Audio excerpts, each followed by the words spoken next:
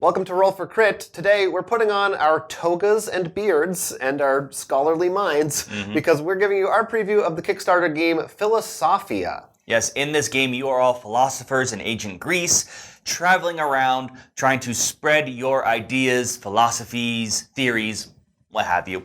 You can play as many famous real philosophers. We have Plato and Socrates out here, but you can see like Homer. There's so many more. I'm not going to try to butcher any more names. There's some good ones, though. They're the best ones. The basis of the game is to get 3 of these labyrinth tokens and hopefully make it to the end as the only one, or if not, debate everyone to prove you're the best. Most of the game is going to be taking a move action of moving your pawn to another location, interacting with that location, and then doing additional action. Now, on those locations, at the start, they will have these discs. On your turn, when you land on one, you can either take the disc's bonus, which is on the other side. For example, this is a coin, an extra money you get. Or you can take it to your board. We'll explain a little bit later why you'd want to take it to your board instead of gaining the bonus. Once there, you have certain actions you can do. You can place a student, as long as you don't have a student there. You can spend money to get either a builder or a sophist, which once you have those tokens, you can either use the builder to build one of your schools, or you can use the sophist to actually convert one of your opponent's students to your own, if you want to play mean that way. Corrupt them with your teachings. Or enlighten them, depending on your view. Yeah, depends on your viewpoint.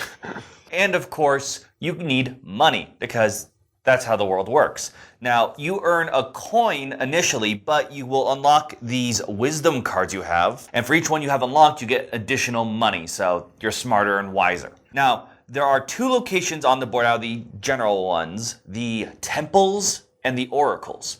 If you're on a temple space, you all instead of doing the options I said before, you may have the option to spend 4 coin to meditate and gain one of these study tokens, which once you visit a temple again, you can discard to flip over those wisdom cards that I mentioned earlier. Now, if you're on an oracle spot, you can draw one of the oracle cards. Now, you can only draw 1 card per oracle, so you can only get 1 from each deck, which have some very strong abilities, such as there's a card for gaining more of those labyrinths, which we'll get to, stealing money from your opponents, maybe getting free builders or other strong abilities, even just canceling other oracle cards. It's definitely something you'll want to check out and make sure you visit at the right time. You'll notice that in the corner of the board, there is this special little area over here known as the Acropolis. And in this area, you can move there just like you would any other space. But while here, you can't take any of those normal actions we just went over. You must take one of the special actions that each of these spaces provides. So this one right here allows you to draw cards from either the syllogism or sophistry decks. These cards are going to be used later on if a player chooses to go to the debate space in the Acropolis and challenge someone else to a debate. So we have some examples here of the cards to show you. Each one has its own color, and they each represent a different type of argument.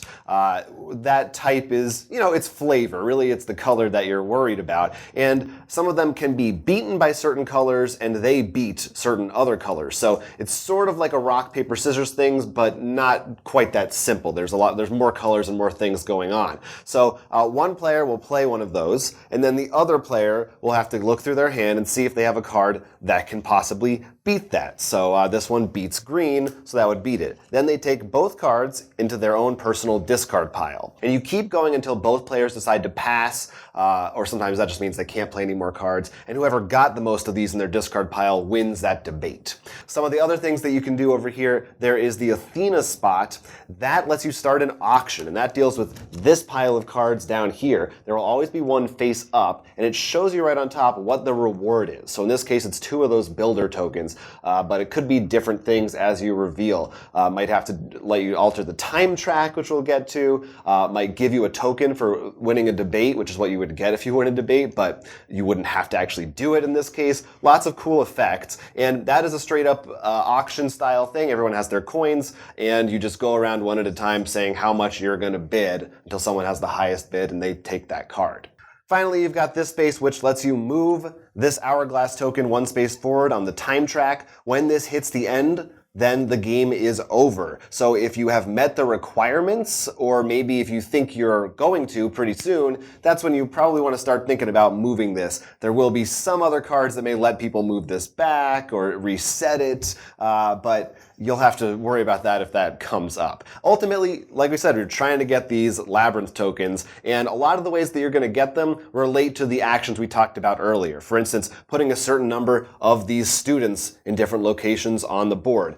Collecting all of the tokens of one color will get you one of those. Yeah, a lot of the labyrinths are pretty much place or get everything. Right. Yeah. Do all the things and you get a token. The real other big way that a lot of people probably will attempt to do it is with these secret Olympic request cards. And these have a lot more requirements on them. You can see all these little symbols. You have to do all these things. But if you finish it, you get all 3 of the tiles that you need. So it depends on how you want to do it. You can do one little thing at a time here and there, or just go all in for this grand event. It's totally up to your playstyle, your strategy. And you can see the tokens have numbers on them. That's important because who got there earlier could matter for the final phase. Once the game ends, if everybody has all 3 labyrinth tokens, or for all the players who do, they engage in one final big epic debate with each other to determine who the final winner is of the game.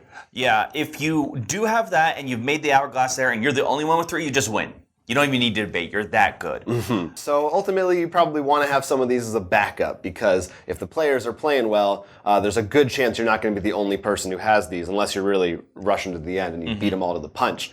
So they call this game, they refer to it as a sandbox Euro game. And I think where you can see that is in, like I said, there's so many different paths you can take. It's one of those games where there's not really one way to win. You may find some ways easier than other, depending on how the game comes out. We've also found it's not too hard to pivot. I was initially in one game gonna go through the single strategy, and I had I think all the black tokens pretty early on. But then I also decided, like, yeah, you know what? I'm gonna go for my 3 goal, and that worked out fine. Yeah, these we forgot to mention. Yeah, these have special abilities. So one of the reasons you were going for those black tokens was because you had an ability that let you use their powers and take them. Yeah, and that worked out really well. Yeah, so you will have your own little advantages. Plus, these will give you probably a direction of where you want to start going, because there's so many things you can do.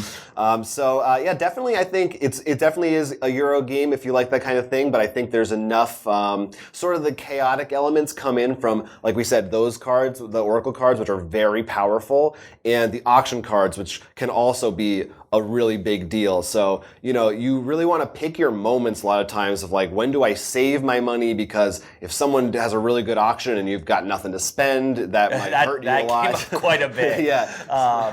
The other thing I want to point out is this may look like a lot of text. It's not rules text. It's all flavor. It's just telling about what the actual theory is of, like... Yeah, you could, if you pay attention, learn something from playing this game and reading your little theories. The same things with the syllogism. I'm sure if you actually remember your philosophy class or majored in it, you probably recognize these arguments and the names to go along with them. The sophistry cards actually are more filler. They're like bad arguments. Right. But they're still good to collect because in, let's say, like that final battle, you can sort of use them to hold on to your good winning cards. Yeah. So there's a lot of interesting stuff going on here. There's a lot to take in. If you're a philosophy fan, you're looking for a different kind of a Euro game with a lot of options available, you may want to take a look at Philosophia, which we will have a link to in the description below, as it is on Kickstarter today. And let us know in the comments what you think, if you're going to back it, or if you have any other thoughts or ideas about other games. Let the debates begin. Yeah. I'm Jonathan. I'm Will. This has been Roll for Crit. Never miss out by liking and subscribing, and you can also check out more on our Patreon. We're also on Facebook, Twitter, and Instagram, and Twitch, so follow us there.